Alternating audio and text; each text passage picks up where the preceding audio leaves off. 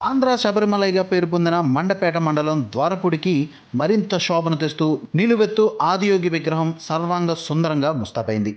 రాష్ట్రంలో మొదటి, దేశంలో మూడవ అతిపెద్ద 60 అడుగుల ఎత్తు, 100 అడుగుల వెడల్పుతో యోగముద్రలో ఉన్న ముక్కంటి విగ్రహాన్ని తీర్చిదిద్దారు. మహాశివరాత్రి పర్వదినాన దీనిని ప్రారంభించారు. విగ్రహం లోపలి భాగంలో శివలింగాన్ని ఏర్పాటు చేశారు. భక్తులు అక్కడ కూర్చుని ధ్యానం చేసుకునేలా ఏర్పాట్లు చేశారు. విగ్రహం తయారీకి 40 లక్షలు ఖర్చయింది.